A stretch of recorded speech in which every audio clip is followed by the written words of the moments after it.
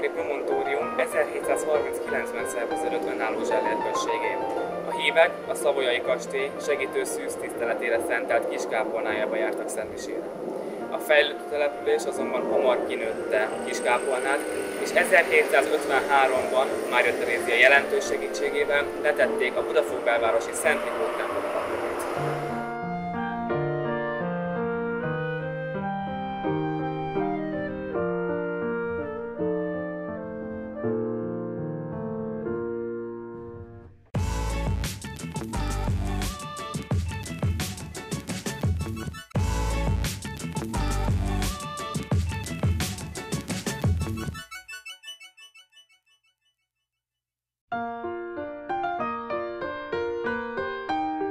Budafok, korábbi nevén Promontóriumnak legjelentősebb műemléke a Szent Lipót plébánia templom. 1753. szeptemberében rakták le a templomnak az alapjait, Padányi bíró Márton veszprémi püspök kijelentette az alapkő letételkor, hogy Isten nagyobb dicsőségére fogja felszentelni az elkészült templomot. 1755. október 6-án ugyancsak Padányi bíró Márton, a híres veszprémi püspök szentelte föl, de sokak meglepetésére nem a 2 évvel korábban megnevezett Isten nagyobb dicsősége, hanem Szent Lipó tiszteletére.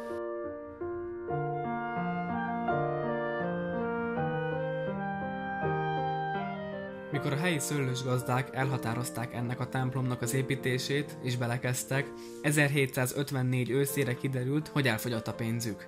Mária Teréziához fordulnak segítségül, amit ő meg is ad, azzal a kikötéssel, hogy a templomot Szent Lipót tiszteletére kell felszentelni. Lipót Ausztriának a védőszentje, a Babenberg uralkodó háznak a harmadik tagja, 1073 körül született az Alsó-Ausztria Gázban, és 1136. november 15-én, ami egyébként napjainkban is a Lipót nap halt meg, Klosterneuburgban, az általa alapított apátságban, annak altemplomában temették el. 1486-ban emeli a szentek sorába az egyház, és aztán 1683-ban a nagy kálembergi győzelem után, ez Bécs alatt van, amikor Bécs megmenekül a töröktől, első Lipót az, aki azt mondja, hogy akkor ettől a naptól kezdve Lipót Ausztriának a védőszentje, tehát az osztrákoknak ugyanaz, mint nekünk Szent István király.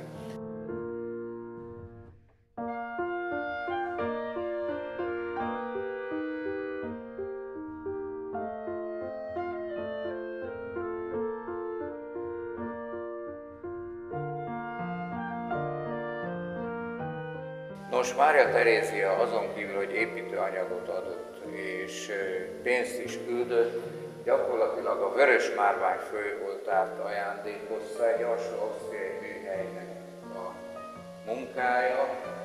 Az ő ajándéka a nagyméretű oltárkép Bartholomeus Altomontének, egy osztrák festőiskolának a képviselőinek a munkája. Ő elsősorban Nyugat-Magyarországon, Alsó-Ausztriában ismert freskófestő. Szent Lipótnak az apoteózisát, megdicsőülését ábrázolja a kép. Gyakorlatilag miután Lipót életében gyakran támogatta az egyházakat, a szerzetes rendeket, és éppen ezért általában a imára kulcsolt kezei alatt egy templommal ábrázolják Lipótot. –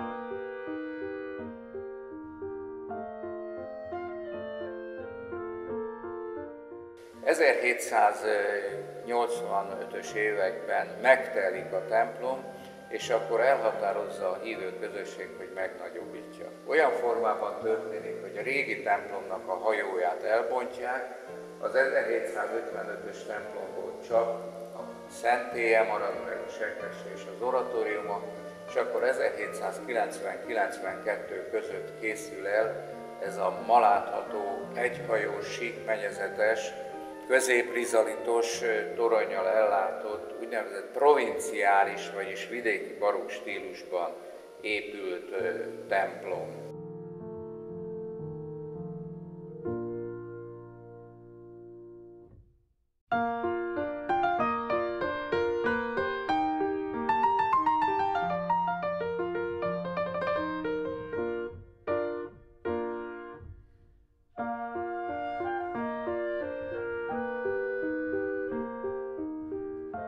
A templomnak a fő értékei gyakorlatilag művészettörténeti szempontból a legértékesebb a szószék, amely az aljáról indulunk, a késő gotikával indul, és a hangvető tetején lévő feltámadt Krisztus két oldalán lévő szokváza bizonyítja, hogy a gotikán, barokkon, rokokon keresztül éri el a csúcsát ez a szószék. A szószéknek a melvédjén a három domborreliefben, kartusoknak hívják egyébként a szakirodalomban, az egyház alapítása, Jópásztor, Szent Vendel, illetve a melvéd kipüremkedésén a négy evangélista, Lukács, János, Márk és Máté ülő alakja látható. Mellettük az attribútumaik, ugye Lukácsnak kos vagy bika, Jánosnak a sasmadár, Márk talán a legismertebb az oroszlánnal, hiszen ez Velence városának is a címerállata, és legbelül Máténak az angyal vagy ember arc, ez gyakorlatilag a 2 évszázad alatt valahol, valamikor elveszett, nincs. Ugyancsak értékes a segítő Szűz Mária mellékoltár, ezt egy pesti polgár, akinek itt Promontor Budafokon voltak szőlői, ajándékozta a templomnak.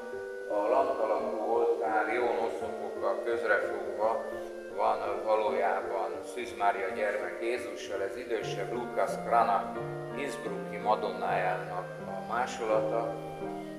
A hajóban lévő, a lizénák között lévő életnagyságú szobrok hársfából készültek, aranyozottak, Jézus szentséges szíve, Szent Antal, Szent Péter és Szent Józsefet ábrázolja. A szentélyben lévő valamivel nagyobb, mint fél életnagyságú szobrok balról jobbra haladva a szienai Szent Katalin, Szent Joachim, Szent Anna és Szent Borbálának az alakja. Egyidős a templommal a keresztelőmedence, azzal a kiegészítéssel, hogy az eredeti felső faburkolata a 19. század végére eltűnt, tönkrement, és akkor a rézborítású sisakot a közösség vásárolta meg a templom részére. 19. század második feléből való Sütő Sönsen Sándornak a Murillo kép másolata Mária mennybe menetelét ábrázolja. A templom az 1930-as években lett kifestve. A freskók, amelyek Mezőkövesdi Takács Istvánnak a munkái, a szentélyben a Szent Háromság, fölöttünk Krisztus király, illetőleg Szent István felajánlja az országot, a koronát a szűzanyának. A díszítő festések a lizénák mellett, illetőleg a Kosári fölött Beszédes Lászlónak a munkái.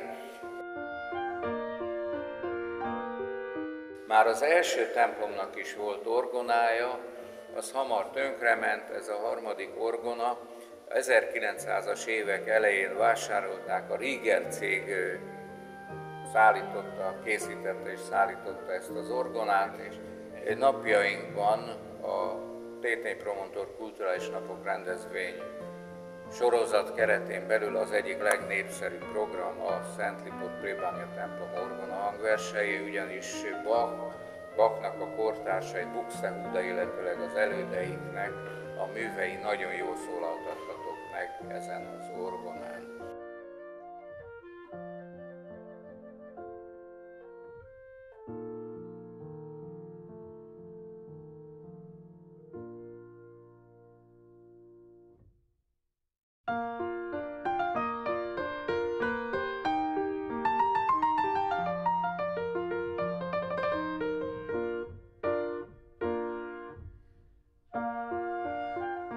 Budafok felsőváros hívei eredetileg a budafoki Szent Lipót főplébániához tartoztak. 1925-ben merült fel először az igény ideiglenes kisegítőkápolna létesítésére.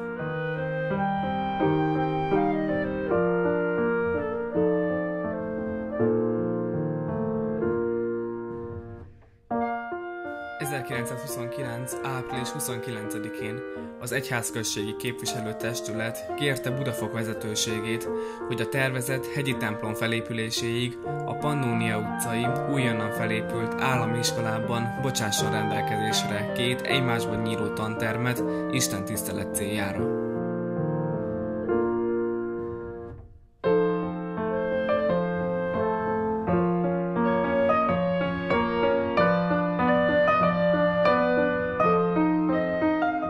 Az iskolában 1930. november 7-én mutattak be először szentmisét. Majd 12 évre rá, 1942. január 6-án a Jézus Szíve Egyházközség külön vált a Szent Lipót Egyházközségtől.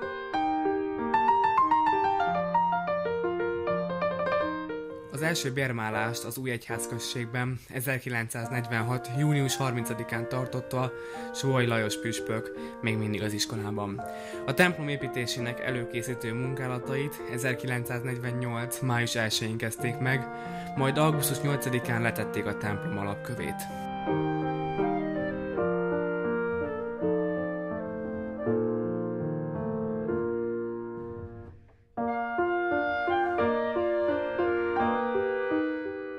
A templom felszentelésére 1950. június 18-án Jézus Szíve ünnepén került sor.